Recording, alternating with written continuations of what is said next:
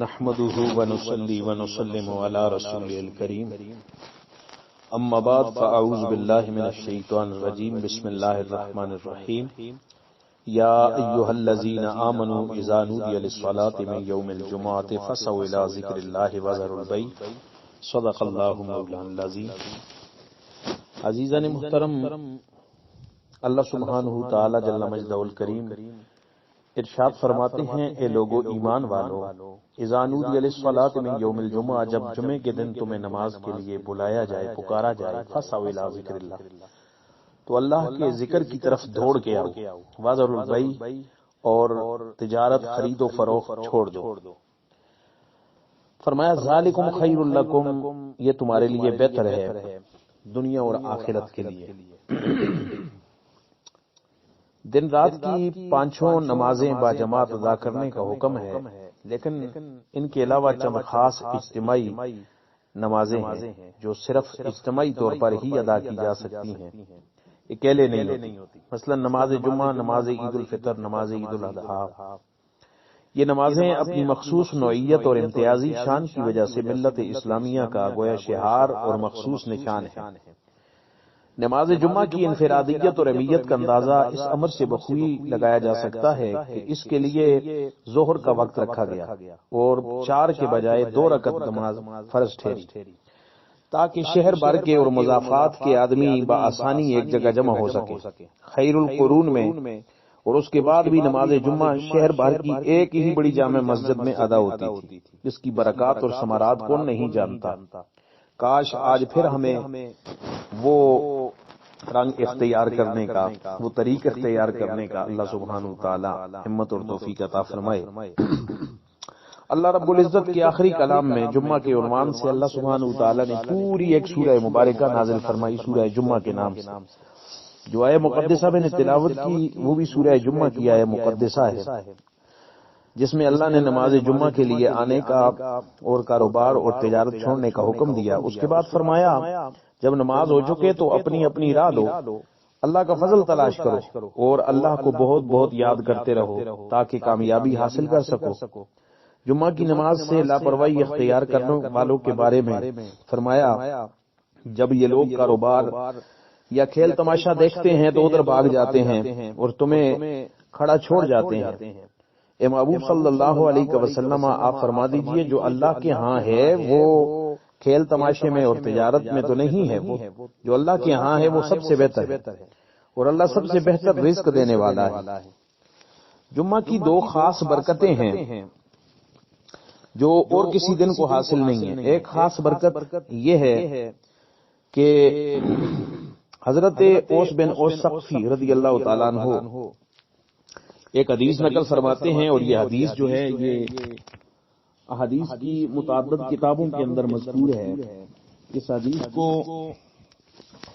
سنن ابو داؤد کے اندر، نسائی کے اندر، ابن ماجہ کے اندر اور مسند دارمی نے بھی اس کو روایت کیا ہے، اور دعوات کبیر بہقی کے اندر بھی یہ حدیث موجود ہے کہ رسول اللہ صلی اللہ تعالی علیہ وسلم نے فرمایا جمعہ کا دن افضل ترین دنوں میں سے ہے۔ اس دن آدم علیہ السلام کی تخلیق ہوئی، اسی دن قیامت کا سور پھونکا جائے گا، اسی دن ساری مخلوقات پر فنا طاری ہوگی، لہذا تم لوگ جمعہ کے دن مجھ پر کثرت سے درود پڑھا کرو، کیونکہ تمہارا درود مجھ پر پیش ہوتا ہے اور پیش ہوتا رہے گا۔ صحابہ نے عرض کی یا رسول اللہ صلی اللہ علیہ وسلم، ہمارا درود آپ پر کیسے پیش ہوگا؟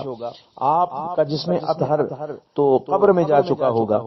آپ نے ارشاد فرمایا اللہ تعالیٰ نے پیغمبروں کے جسموں کو زمین پر حرام کر دیا ہے کہ وہ پیغمبروں کے جسموں کو کھائیں، یعنی بعد وفات بھی ان کے اجسام قبروں میں صحیح سلامت رہتے ہیں۔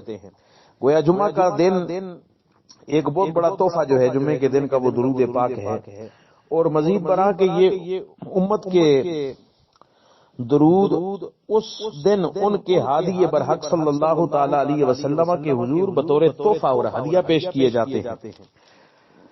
دوسری بڑی فضیلت اس کی یہ ہے کہ اس میں رحمت اور قبولیت کی ایک ایسی گھڑی ہے۔ جمعۃ المبارک کا یہ دوسرا بڑا تحفہ ہے، وہ خاص ساعت ہے اس دن کے اندر جو رحمت اور قبولیت دعا کی خاص گھڑی ہے۔ اس وقت اللہ کریم کا دریائے رحمت جوش پر ہوتا ہے اور بندہ جو بھی مانگتا ہے وہ اجابت حق کے قریب تر ہوتا ہے۔ اس کے حوالے سے حضرت ابو ہریرہ رضی اللہ تعالیٰ عنہ نے ہیں حدیث نقل کی صحیح اور بخاری کے اندر یہ حدیث موجود ہے۔ رسول اللہ صلی اللہ تعالی علیہ وسلم نے ارشاد فرمایا ان فی الجمعۃ لساعۃ لا یوافقها عبد مسلم یسأل اللہ فیہا خیرا الا اعطاہ ایاہ۔ جمعہ کے دن میں ایک ایسی گھڑی ہوتی ہے کہ اگر کسی مسلمان بندے کو حسن اتفاق سے خاص اس گھڑی میں اللہ بزرگ و برتر سے خیرات مانگنے اور بھلائی مانگنے کی توفیق مل جائے تو اللہ تعالیٰ اسے ضرور عطا فرما دیتا ہے۔ جمعہ کے دن کی اس خاص ساعت کے بارے میں حدیث کے شارحین سے متعدد اقوال جو ہیں وہ منقول ہیں۔ ایک جس وقت امام خطبہ کے لیے منبر پر جاتا ہے اس وقت سے نماز جمعہ ختم ہونے تک اور دوسرے بعد نماز عصر سے غروب آفتاب تک، یہ دو اوقات جو ہیں یہ شارحین حدیث نے بیان کیے ہیں کہ یہ وہ اوقات ہیں جن میں اللہ سبحانہ وتعالی بندوں کی دعاؤں کو قبول فرماتا ہے۔ یہ قبولیت دعا کی گھڑیاں ہیں۔ پنجگانہ نمازوں میں سے ہر ایک اپنی جگہ اہم ہے، لیکن سرور عالم صلی اللہ تعالی علیہ وسلم نے نماز جمعہ کی تاکید بہت شدت سے فرمائی ہے۔ جمعہ کی نماز جماعت کے ساتھ ادا کرنا ہر مسلمان پر لازم ہے۔ اس سے صرف یہ چار قسم کے افراد مستثنا ہو سکتے ہیں: ایک بیچارہ غلام جو کسی کی ملکیت میں ہو، دوسرے عورتیں، تیسرے نابالغ بچے اور چوتھے بیمار۔ سنن ابو داؤد نے اس حدیث کو نقل کیا ہے۔ یعنی اس کے علاوہ ہر مسلمان پر نماز جمعہ جو ہے وہ فرض ہے اور ہر مسلمان کے لیے لازم ہے کہ وہ نماز جمعہ ادا کرے۔ آج کل لوگوں نے یہ سمجھ لیا کہ باقی نمازوں کی طرح نماز جمعہ بھی چلو پڑھ لی تو ٹھیک ہے، وقت مل گیا تو پڑھ لیں گے، نہ ملا تو باقی نمازوں کی طرح اس کو بھی ترک کر دیتے ہیں اور نماز جمعہ کا اہتمام نہیں کرتے۔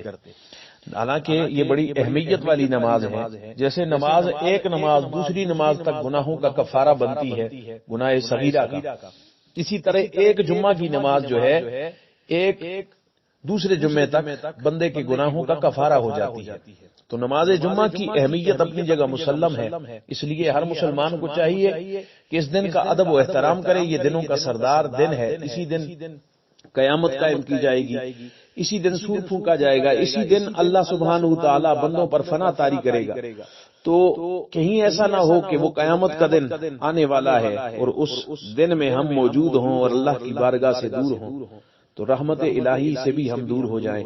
اس لیے ہر مسلمان کوشش کر کے پنجگانہ نمازوں کی حفاظت کریں، لیکن بالخصوص جمعۃ المبارک کے دن نماز کا اہتمام کریں اور اس دن کی اہمیت اور افضلیت کو مد نظر رکھتے ہوئے اللہ کے حضور استغفار کریں، توبہ کریں، گناہوں کی معافی مانگیں اور دنیا و آخرت کی بھلائی طلب کریں۔ اللہ سبحانہ وتعالی ہمیں صراط مستقیم کا متلاشی بنائے۔ وما علینا الا البلاغ المبین۔